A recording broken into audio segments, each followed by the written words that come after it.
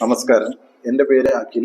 ഞാൻ southern railway Thiruvananthapuram ഡിവിഷനിൽ chief staff and welfare ഇൻസ്പെക്ടറായി ജോലി ചെയ്യുന്നു.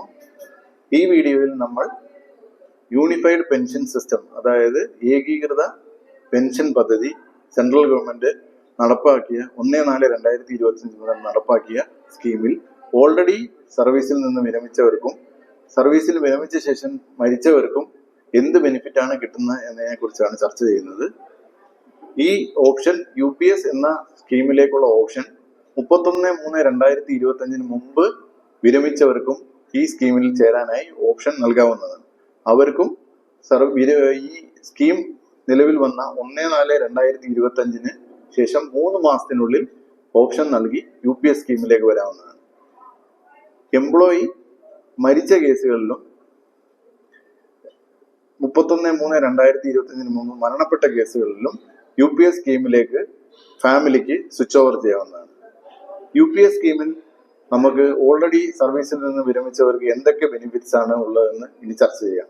ആദ്യമായി, സർവീസിൽ നിന്ന് നോർമലായി റിട്ടയർമെന്റ് ചെയ്യുന്ന ഒരാൾക്ക് കിട്ടുമായിരുന്ന ലംസം പേ ഔട്ട് എന്ന് പറഞ്ഞാൽ ബൾക്കായിട്ട് കിട്ടുന്ന നമ്മുടെ ഒരു എമൗണ്ട്, ആ എമൗണ്ട് ഓൾറെഡി സർവീസിൽ നിന്ന് വിരമിച്ചവർക്കും ഈ ലംസം എമൗണ്ട് പേ ഔട്ടിന് അർഹതയുണ്ട്. അത് നമ്മളുടെ അവസാന റിട്ടയർമെന്റ് സമയത്ത് ബേസിക് പേയുടെയോ DAയുടെയോ 10% ഓരോ 6 മാസ കാലയളവിനും അവസാനത്തെ മാസത്തെ ബേസിക് പേയുടെയും DAയുടെയും 10% നമുക്ക് ഒരു ലംസം എമൗണ്ടായി നൽകുന്നതാണ്. ഇത് 10 വർഷം സർവീസ് ഉള്ള ഒരാൾക്ക് അവസാന ബേസിക് പേയുടെയും DAയുടെയും 10%ന്റെ 20 തവണ എന്നുള്ള രീതിയിൽ ഓരോ 6 മാസ കാലയളവിനും 1 യൂണിറ്റ് എന്ന രീതിയിൽ നൽകുന്നതാണ്. സർവീസിൽ നിന്ന് 31/3/2025 മുമ്പ് വിരമിച്ചവർക്കുള്ള ഒരു പ്രധാന സംശയമാണ്, ഞങ്ങൾ എങ്ങനെയാണ് ഈ UPS സ്കീമിലേക്ക് തിരികെ വരിക? ഞങ്ങൾ 60% എമൗണ്ട് NPSൽ വാങ്ങി പുറത്തുപോയവരാണല്ലോ, 40% വെച്ചിട്ട് അതിന്റെ മന്ത്ലി പെൻഷൻ വാങ്ങുന്നവരാണല്ലോ, ഞങ്ങൾക്ക് UPS സ്കീമിലേക്ക് തിരികെ വരാൻ പറ്റുമോ? എങ്ങനെയാണ് അതിന്റെ പൈസ തിരിച്ചടയ്ക്കണമോ, അതോ ഞങ്ങൾക്ക് അഷ്യൂർഡ് 10,000 രൂപ മിനിമം പേ ഔട്ട് കിട്ടുമോ എന്നുള്ള പ്രധാന സംശയം നമ്മളിവിടെ ചർച്ച ചെയ്യുന്നു. ഓൾറെഡി വിരമിച്ചവർക്കുള്ള മറ്റൊരു പ്രധാന ഡൗട്ടാണ്, NPSൽ നിന്ന് UPSലേക്ക് മാറാൻ ഞങ്ങൾ എങ്ങനെയാണ് ഞങ്ങളുടെ വാങ്ങിയ 60% എമൗണ്ട് തിരിച്ചടയ്ക്കേണ്ടത്? ഇതിൽ UPSന്റെ നിയമപ്രകാരം തിരിച്ചടയ്ക്കാനുള്ള യാതൊരു ഓപ്ഷനും ഇല്ല. 60% റിട്ടയർമെന്റ് സമയത്ത് NPSന്റെ കോർപ്പസിൽ നിന്ന് നമ്മൾ എടുത്ത എമൗണ്ട് തിരിച്ചടയ്ക്കാൻ പറ്റുകയില്ല. ആ എമൗണ്ട് റിട്ടയർഡ് എംപ്ലോയിക്ക് തന്നെ കീപ്പ് ചെയ്യാവുന്നതാണ്. UPSലേക്ക് സ്വിച്ച് ഓവർ ചെയ്തതിൽ യാതൊരു എമൗണ്ടും തിരികെ അടയ്ക്കേണ്ടതില്ല. ഈ ഓൾറെഡി സർവീസിൽ നിന്ന് വിരമിച്ചവർക്ക് അഷ്വേർഡ് പേ ഔട്ട് അല്ലെങ്കിൽ അഡ്മിസിബിൾ പേ ഔട്ട്, ഈ മിനിമം 10,000 പേ ഔട്ട് എന്നൊരു സ്കീം നമുക്ക് ഇല്ല. ഓൾറെഡി വിരമിച്ചവർക്ക് ലംസം പേ ഔട്ട് കൂടാതെ ടോപ്പ് അപ്പ് എമൗണ്ട് എന്ന് പറഞ്ഞൊരു എമൗണ്ട് ആണ് സർക്കാർ നിർവചിച്ചിരിക്കുന്നത്. ടോപ്പ് അപ്പ് എമൗണ്ട് എന്താണെന്നുള്ള ഡീറ്റെയിൽഡ് കാൽക്കുലേഷൻ നമ്മളവിടെ പറയും. എങ്കിലും നമ്മൾ ചുരുക്കമായി പറഞ്ഞു കഴിഞ്ഞാൽ, ടോപ്പ് അപ്പ് എമൗണ്ട് എന്ന് പറഞ്ഞാൽ ഓൾറെഡി നമ്മൾ 60% NPSൽ വിരമിച്ചപ്പോൾ വാങ്ങി, ബാക്കി 40%ന് നമ്മൾ ആന്യൂറ്റി പർച്ചേസ് ചെയ്തു, അതിന് മന്ത്ലി പെൻഷൻ കിട്ടുന്നുണ്ട്.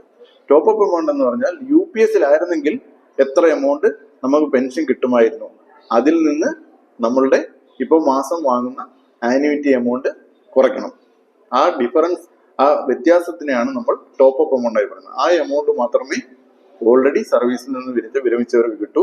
ലംസം കിട്ടും, ടോപ്പ് അപ്പ് എമൗണ്ട് കിട്ടും. അതുപോരാതെ ടോപ്പ് അപ്പ് എമൗണ്ടിനകത്ത് ആപ്ലിക്കബിൾ ആയിട്ടുള്ള ഡിയർനെസ് റിലീഫ് മാസാമാസം കിട്ടും. ഇനി ഓൾറെഡി റിട്ടയർ ആയവർക്ക് മരിച്ച കേസുകളിലും എന്നാണോ ഈ സൂപ്പർ ആനുവേഷൻ അല്ലെങ്കിൽ ഡെത്ത് സംഭവിച്ചത്, അത് അന്നു മുതലുള്ള ഇന്ന് വരെയുള്ള ഈ എമൗണ്ടിന്മേലെയുള്ള സിമ്പിൾ ഇൻട്രസ്റ്റും അവർക്ക് അർഹതയുണ്ട്.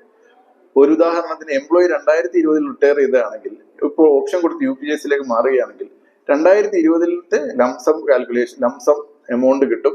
അത് പോരാഞ്ഞിട്ട് ഈ വ്യത്യാസമായിട്ടുള്ള ടോപ്പ് അപ്പ് എമൗണ്ടും ഇതിന്റെ ഡിയർനെസ് റിലീഫും, ഇത്ര എമൗണ്ട് 2020 തൊട്ടുള്ള ഈ 2025 വരെയുള്ള അരിയർ ചേർത്ത എമൗണ്ടും അതിന്മേലുള്ള ഇൻട്രസ്റ്റ്, സിമ്പിൾ ഇൻട്രസ്റ്റ് തരും. സിമ്പിൾ ഇൻട്രസ്റ്റ് കാൽക്കുലേറ്റ് ചെയ്യുന്നത് റേറ്റ് ഇപ്പോൾ PPF എന്ന് പറയുന്ന സർക്കാരിന്റെ പബ്ലിക് പ്രൊവിഡന്റ് ഫണ്ട് എന്ന് പറയുന്ന സ്കീമിന് എത്രയാണോ ഇൻട്രസ്റ്റ്, ആ ഇൻട്രസ്റ്റ് റേറ്റിലാണ് ഇതിനും ഇൻട്രസ്റ്റ് ഇത്രയും നാളെ 20 മുതൽ 25 വർഷം 2020 മുതൽ 25 വർഷം വരെയുള്ള ഇൻട്രസ്റ്റും തരുന്നത്. ഈ ബെനിഫിറ്റ്സ് നമ്മൾ നേരത്തെ ചർച്ച ചെയ്ത പോലെ ഓൾറെഡി NPSൽ മന്ത്ലി വാങ്ങുന്ന ആന്യൂറ്റി പെൻഷൻ ആ തുക ഉണ്ടല്ലോ, അത് കൂടാതെ തരുന്ന എമൗണ്ട് ആണ് ഈ lump sum top up amount dearness leave. ഇനി നമ്മൾ ഇതിന്റെ കാൽക്കുലേഷൻ പാർട്ടിലേക്ക് പോകാം. UPS പറഞ്ഞ പോലെ തന്നെ നമ്മൾ അഷ്വേർഡ് പേ ഔട്ട് എങ്ങനെയാണ് കാൽക്കുലേറ്റ് ചെയ്യുന്നത്? അവസാന 12 മാസത്തിന്റെ ബേസിക് പേയുടെ പകുതിയും ക്വാളിഫയിങ് സർവീസ് മാസത്തിൽ divided by 300.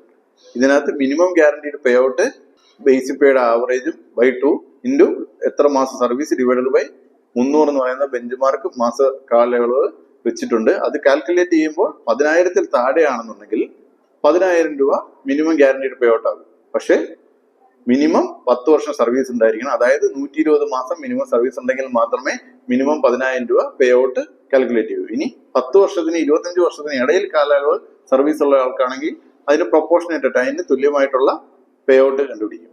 Admissible pay out എന്ന് പറഞ്ഞാൽ നമ്മളിപ്പോൾ നേരത്തെ കണ്ടുപിടിച്ച അഷ്വേർഡ് പേ ഔട്ടിൽ നിന്ന് എത്രയാണോ വിഡ്രോ ചെയ്തേക്കുന്നത് അത് കുറയ്ക്കും.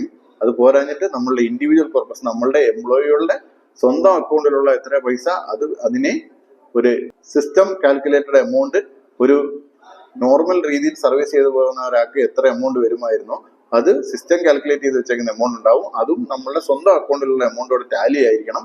എങ്കിൽ മാത്രമേ ഈ IC ഡിവൈഡഡ് ബൈ BC എന്നുള്ള സാധനം ഇക്വേഷൻ ഒന്നാവുകയുള്ളൂ. അപ്പൊ വിഡ്രോ ചെയ്തത് കുറയ്ക്കും. നമ്മളുടെ ഇൻഡിവിജ്വൽ കോർപ്പസും ബെഞ്ച് മാർക്ക് കോർപ്പസും ഈക്വൽ ആവണം. ഇത് മൾട്ടിപ്ലൈ ചെയ്ത് കിട്ടുന്ന ഇതാണ് നമ്മൾ അഡ്മിസിബിൾ പേ ഔട്ട് എന്ന് പറയുന്നത്. ഈ NPS ഓൾറെഡി റിട്ടയർ ആയവരും ഡെത്ത് കേസിലും ഇഷ്യൂ എന്താണെന്ന് വെച്ചാൽ അവർ ഓൾറെഡി 60% വിഡ്രോ ചെയ്തു. 60% വിഡ്രോ ചെയ്ത കാരണം നമ്മളുടെ അഡ്മിസിബിൾ പേ ഔട്ട് എന്ന് പറയുന്നത് അഷ്യോർഡ് പേ ഔട്ടിന് നമ്മൾ 60% റിഡ്യൂസ് ചെയ്യേണ്ടി വരും. ഓൾറെഡി 60% വിഡ്രോ ചെയ്ത കാരണം അഷ്യോർഡ് പേ ഔട്ടിന് 60% റിഡ്യൂസ് ചെയ്യേണ്ടി വരും. അങ്ങനെ വരുമ്പോൾ നമ്മൾ കാൽക്കുലേഷൻ എങ്ങനെ വരും? റെപ്രസെന്റേറ്റ് ചെയ്ത് assured pay out into individual corpus by benchmark corpus into -1 - 60% എന്ന് പറഞ്ഞാൽ 60% ഓൾറെഡി വിഡ്രോ ചെയ്ത കാരണം 60% നമ്മളുടെ അഡ്മിസിബിൾ പേ ഔട്ടിൽ കുറയും. ഈ ആനുവിറ്റി നേരത്തെ പറഞ്ഞു നമ്മൾ മന്ത്ലി NPS-ൽ നിന്ന് നമുക്കൊരു പെൻഷൻ തുക കിട്ടുന്നുണ്ട്. ഇതിനെ കാൽക്കുലേറ്റ് ചെയ്യാൻ വേണ്ടി റെപ്രസെന്റേറ്റീവ് ആനുവിറ്റി എമൗണ്ട് എന്ന് പറഞ്ഞൊരു കാൽക്കുലേഷൻ ഗവൺമെന്റ് തന്നിട്ടുണ്ട്. നമ്മൾ വാങ്ങിക്കുന്ന എക്സാക്ട് എമൗണ്ട് അല്ല കുറയ്ക്കുന്നത്. ഈ ഇക്വേഷൻ അനുസരിച്ച് എത്രയാണോ ആ റെപ്രസെന്റേറ്റീവ് ആനുവിറ്റി റേറ്റ് എല്ലാം ഗവൺമെന്റ് തന്നിട്ടുണ്ട്. അതനുസരിച്ച് ഈ കണക്ക് പ്രകാരം എത്രയാണോ നമ്മളുടെ കോർപ്പസിന്റെ വാല്യൂ അതിനനുസരിച്ച് നമുക്ക് മന്ത്ലി എത്രയാണോ കാൽക്കുലേറ്റ് ചെയ്യുന്ന വരുന്ന എമൗണ്ട് ആ എമൗണ്ട് നമ്മളുടെ അഡ്മിസിബിൾ പേ ഔട്ടിൽ നിന്ന് കുറയ്ക്കുമ്പോഴാണ് നമുക്ക് ടോപ്പ് അപ്പ് എമൗണ്ട് കിട്ടുന്നത്. അപ്പോൾ വലുതായി ചിന്തിക്കേണ്ട ആവശ്യമില്ല. നമ്മൾ UPS-ൽ റിട്ടയർ ആവുകയായിരുന്നെങ്കിൽ എത്രയാണ് കിട്ടുന്നതെന്ന് നമ്മൾ അഡ്മിസിബിൾ പേ ഔട്ട് കാൽക്കുലേറ്റ് ചെയ്യും. അത് മിനിമം 10,000 ആണെന്നുണ്ടെങ്കിൽ 10,000. ആ 10,000-ൽ നിന്ന് നമ്മൾ 60% വിഡ്രോ ചെയ്ത കാരണം 60% കുറയ്ക്കും. ആ കുറയ്ക്കുന്ന എമൗണ്ടിൽ നിന്ന് വീണ്ടും നമ്മൾ മന്ത്ലി വാങ്ങുന്ന എമൗണ്ട് ഉണ്ടല്ലോ, ആ മന്ത്ലി വാങ്ങുന്ന എമൗണ്ട് എക്സാക്ട് നമ്മൾ വാങ്ങുന്ന എമൗണ്ട് ആയിരിക്കത്തില്ല. അത് ഗവൺമെന്റ് ഒരു ഇക്വേഷൻ തന്നിട്ടുണ്ട്. ആ ഇക്വേഷൻ അനുസരിച്ച് നമ്മൾ ആ എമൗണ്ട് എത്രയാണെന്ന് അറൈവ് ചെയ്ത ശേഷം ഈ അഡ്മിസിബിൾ പേ ഔട്ടിൽ നിന്ന് ആ മന്ത്ലി വാങ്ങുന്ന എമൗണ്ട് കുറയ്ക്കുമ്പോൾ ആ ഡിഫറൻസ് മാത്രമാണ് നമുക്ക് ടോപ്പ് അപ്പ് എമൗണ്ട് ആയി തരിക. ഇനി ഫാമിലിക്ക് ഈ ടോപ്പ് അപ്പ് എമൗണ്ടിന്റെ 60% അഡ്മിസിബിൾ ആണ്. ഇൻ കേസ് റിട്ടയർ ആയതിനു ശേഷം ഡെത്ത് സംഭവിക്കുകയാണെന്നുണ്ടെങ്കിൽ ഫാമിലിക്ക് 60% ഓഫ് ഈ ടോപ്പ് അപ്പ് എമൗണ്ട് ഫാമിലിക്ക് ലഭിക്കും. ഇനി നമുക്കൊരു കേസ് സ്റ്റഡിയിലേക്ക് പോകാം. ഇത് പോകുമ്പോൾ നമുക്ക് കുറച്ചുകൂടെ വ്യക്തമാവും. ഒരു എംപ്ലോയി 11/2/2014 മുതൽ 31/5/2024 വരെ 123 മാസം സർവീസ് ചെയ്തു. 12 മാസത്തെ ആവറേജ് ബേസിക് പേ എന്ന് പറയുന്നത് 24,842 ആണ്. അപ്പോൾ ഓൾറെഡി റിട്ടയർ ചെയ്ത ആളാണ്. അപ്പോൾ റിട്ടയർ ചെയ്ത സമയത്ത് കോർപ്പസിൽ എത്ര ഉണ്ടായിരുന്നു? 10 ലക്ഷം ഉണ്ടായിരുന്നു.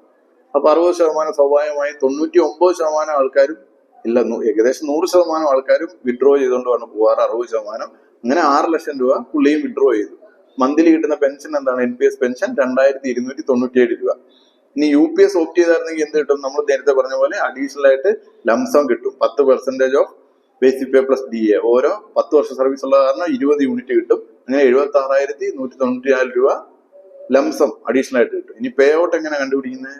ബേസിക് പേയുടെ ഡിവൈഡഡ് ബൈ 2 ഇൻറ്റു 123 മാസം സർവീസ് ഉണ്ടായിരുന്നു ഡിവൈഡഡ് ബൈ ബെഞ്ച് മാർക്ക് 300 മാസം ഇൻറ്റു IC ബൈ BC ഈക്വലാന്ന് വിചാരിക്കുക. എംപ്ലോയിയുടെ അക്കൗണ്ടിൽ ഉണ്ടായിരുന്നതും കാൽക്കുലേറ്റ് ചെയ്തപ്പോൾ ഇതും ഈക്വൽ ആവുകയാണെന്നുണ്ടെങ്കിൽ 5,093 രൂപ വരും. 5,093 നമ്മുടെ മിനിമം ഇതിനേക്കാൾ കുറവായത് കാരണം നമ്മൾ 10,000 രൂപ ആയിട്ട് നിജപ്പെടുത്തും. ഇനി എന്താണ്? 60% വിഡ്രോ ചെയ്തു. അപ്പോൾ 10,000-ൽ നിന്ന് നമ്മൾ 60% കുറയ്ക്കണം. കുറയ്ക്കുമ്പോൾ 4,000 രൂപയാണ് എംപ്ലോയിയുടെ അഡ്മിസിബിൾ പേ ഔട്ട് ആയിട്ട് വരുന്നത്. ഈ 4000 രൂപ പ്ലസ് ഡിയർനെസ് റിലീഫ് UPS-ൽ അഡ്മിസിബിൾ ആണ്. ഇനി ടോപ്പ് അപ്പ് എങ്ങനെ കാൽക്കുലേറ്റ് ചെയ്യുന്നത്? ഈ 4000 plus dearness relief 55% dearness relief കൂട്ടുമ്പോൾ 4000 കൂടെ 2200 രൂപ വരും. ഓൾറെഡി മന്ത്ലി വാങ്ങിക്കുന്ന എത്രയാണ്? 2297. ഈ 2297 എന്നുള്ളത് ഇപ്പൊ നമ്മൾ മന്ത്ലി വാങ്ങുന്ന എക്സാക്ട് എമൗണ്ട് ആണ് ഞാൻ പറഞ്ഞത്. ഈ 2297 ആവണമെന്നില്ല. നമ്മൾ റെപ്രസെന്റേറ്റീവ് ആന്യൂറ്റി കാൽക്കുലേഷൻ മെത്തേഡ് അനുസരിച്ച് അതിന്റെ റേറ്റ് അനുസരിച്ച് കാൽക്കുലേറ്റ് ചെയ്യുമ്പോൾ വ്യത്യാസം വരാം. പക്ഷെ ഏകദേശം ഈ 2200 ആ റേഞ്ചിൽ തന്നെ ആയിരിക്കും അമൗണ്ട് വരുന്നത്. അപ്പൊ 4000 2200 6200 നിന്ന് മന്ത്ലി ഇപ്പൊ വാങ്ങിക്കൊണ്ടിരിക്കുന്ന എമൗണ്ട് നമ്മൾ കുറയ്ക്കുമ്പോൾ 3903 ഈ എമൗണ്ട് അഡീഷണൽ ആയിട്ട് ഓൾറെഡി റിട്ടയർഡ് ചെയ്ത ഈ സ്റ്റാഫിന് കിട്ടുന്നുണ്ട്. അപ്പൊ ഈ 3903 എന്ന് പറയുന്നത് ഒരു അഡീഷണൽ ബെനിഫിറ്റ് ആണ്. ഈ ഓൾറെഡി കിട്ടിക്കൊണ്ടിരിക്കുന്ന ഈ 2297 കൂടാതെ ഉള്ള അഡീഷണൽ ബെനിഫിറ്റ് ആണ് UPS-ൽ ഈ ടോപ്പ് അപ്പ് എമൗണ്ട് ആയിട്ട് ലഭിക്കുന്നത്. ഇത് കൂടാതെ ഓരോ മാസവും ഡിയർനെസ് റിലീഫ് അപ്പോൾ ഗവൺമെന്റ് റിവൈസ് ചെയ്യുമ്പോൾ അതും ആപ്ലിക്കബിൾ ആയി ലഭിക്കും. Thank you.